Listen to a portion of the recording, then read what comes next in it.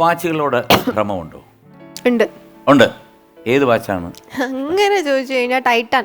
Because എനിക്ക് 10th അച്ഛൻ മേടിച്ചു തന്നത് ടൈറ്റാൻ്റെ വാച്ചാണ്. അത് കുറച്ച് സ്നേഹവും ഒക്കെ കൂടുതലുള്ളതായത്. അച്ഛൻ ഇപ്പൊ നാട്ടിലാണ്, പുറത്തായിരുന്നു, അബ്രോഡ് ആയിരുന്നു, സൗദി. ജിദ്ദ. നിങ്ങൾ എത്ര പേരാണ്? ഞങ്ങൾ 2 പേരാണ്. 2 പേര്. അടുത്തതും പെൺകുട്ടിയാണ്. എന്ത് ചെയ്യുന്നു? പുള്ളിക്കാരി ഇപ്പൊ BSc മാത്സ് ചെയ്യുന്നു. താങ്കൾക്ക്? എനിക്ക് ചേട്ടനാണ്. എന്ത് ചെയ്യുന്നു ചേട്ടൻ? ചേട്ടൻ പുറത്തായിരുന്നു, ഇപ്പൊ നാട്ടിലോട്ട് വന്നു. അബുദാബി ആയിരുന്നു. അബുദാബി. അച്ഛൻ അബുദാബിലാണോ? അല്ല, അച്ഛൻ ഇപ്പൊ നാട്ടിലുണ്ട്. വെളിയിലായിരുന്നോ അതോ? അല്ലല്ല, വെളിയിലല്ല, നാട്ടിൽ. ഇവിടെ തന്നെ. അതെ. 2 പേരും നാട്ടിലാണ്, പക്ഷെ വിദേശത്തും സ്വദേശത്തുമായിട്ട് ഇങ്ങനെ ബന്ധങ്ങളുണ്ട്. അത്രേ ഉള്ളൂ.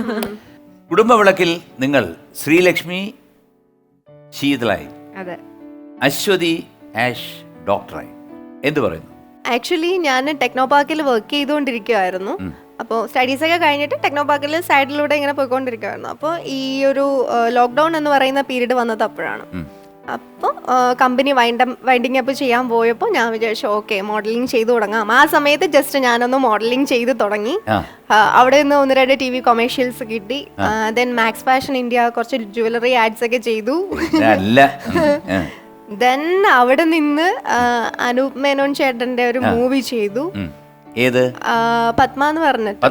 നല്ല പടമായിരിക്കും അല്ലേ? പിന്നെ നല്ല പടമാണ്. നല്ല വേഷമായിരുന്നു. ഒരു ക്യാരക്ടർ ആക്ച്വലി എനിക്ക് +2 പഠിക്കുന്ന ഒരു കുട്ടിയുടെ റോളിനായിട്ടാണ് ചെയ്യുന്നത്. അപ്പോൾ അനുപേട്ടൻ കണ്ടു, ഇഷ്ടപ്പെട്ടു, ഒരു ചെറിയൊരു സ്ക്രിപ്റ്റ് പോലെ തന്നു, ചെയ്തു കൊടുത്തു, ഓക്കെ പറഞ്ഞു.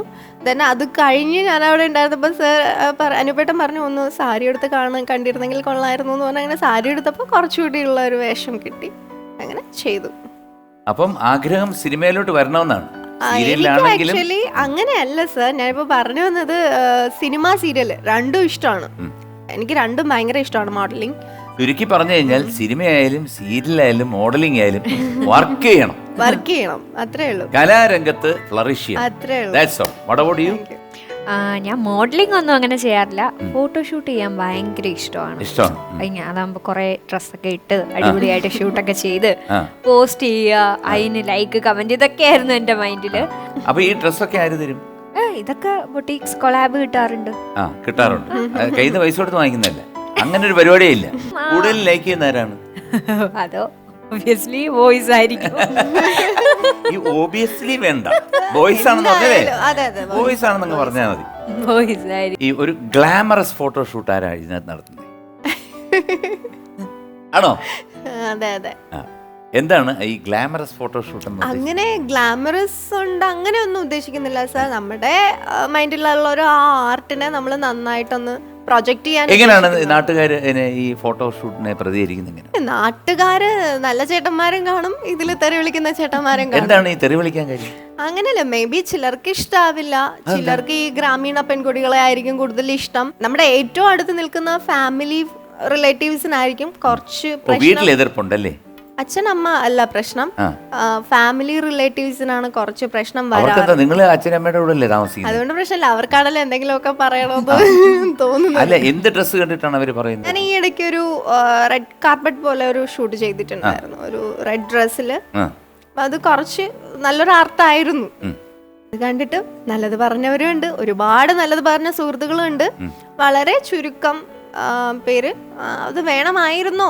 ഞാൻ പറയാ അതെ, അത് വേണമായിരുന്നു. എന്റെ ഇഷ്ടമല്ലേ, നമ്മുടെ ഇഷ്ടത്തിന് ചോദ്യം ചെയ്യാൻ ആരാണ് ഇവിടെ? അതാണ് ഇപ്പം പെണ്ണുങ്ങൾക്ക് പെൺശക്തി എന്ന് പറഞ്ഞു കഴിഞ്ഞാൽ ഭയങ്കര അല്ലേ? അപ്പൊ അത് കാരണം നമുക്ക് ഇഷ്ടമുള്ള ചെയ്യാം. നിങ്ങൾക്ക് ഈ ബോളിവുഡ് നടിമാരൊക്കെ ഇടുമ്പോ കുഴപ്പമില്ല. എന്താ ഞങ്ങൾക്ക് ഇട്ടൂടാ? നമ്മൾ കേരളത്തില് തിരുവനന്തപുരത്തുള്ള കുട്ടികൾക്ക് മാത്രം ഇടാൻ പറ്റൂല എന്ന് പറഞ്ഞാൽ നമ്മൾ ഇട്ട് കൊടുക്കണ്ട കേട്ടോ. ആദ്യം ഞാനാ വിളിച്ചത്. ആദ്യം ആ ഫോട്ടോ കണ്ടിട്ട് ശ്രീലക്ഷ്മിയാ വിളിച്ചത്. അപ്പൊ ഞാൻ കൊച്ചിയിൽ വേറൊരു ഷൂട്ടിന് നിക്കുവായിരുന്നു. അപ്പൊ വിളിച്ചിട്ട് അപ്പൊ ഈ കുടുംബ വിളക്കില് നിങ്ങളെ അക്സെപ്റ്റഡ് അല്ലേ?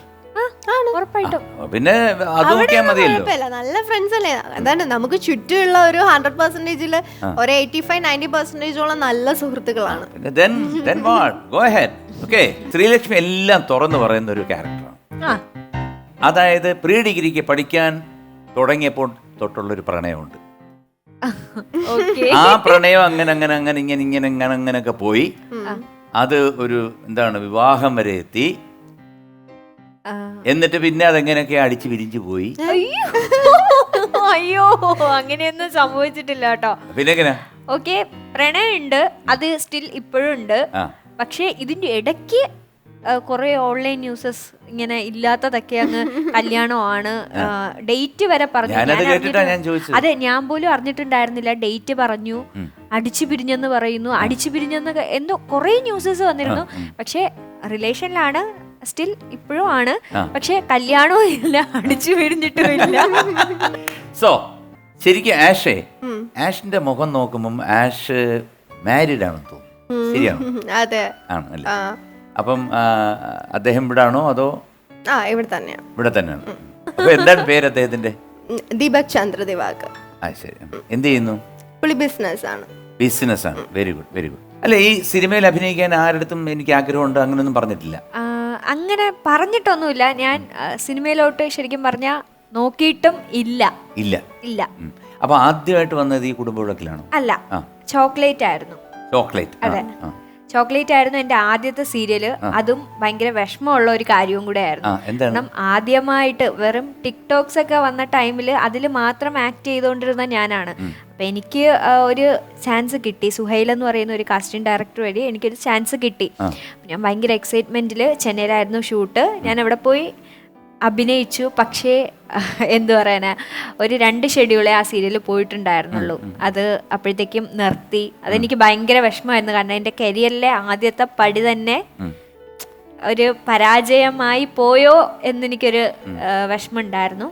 എല്ലാവർക്കും ഇതുപോലത്തെ അനുഭവങ്ങളാണുള്ളത് കേട്ടോ. കാരണം ഈ സിനിമയിലാണെങ്കിൽ തന്നെ ഇതുപോലെ ഞാൻ പാടിയ പാട്ടുകളെല്ലാം സിനിമ വരുമെന്ന് പ്രതീക്ഷിച്ചുകൊണ്ടിരുന്നു. പക്ഷെ അതൊന്നും വന്നില്ല.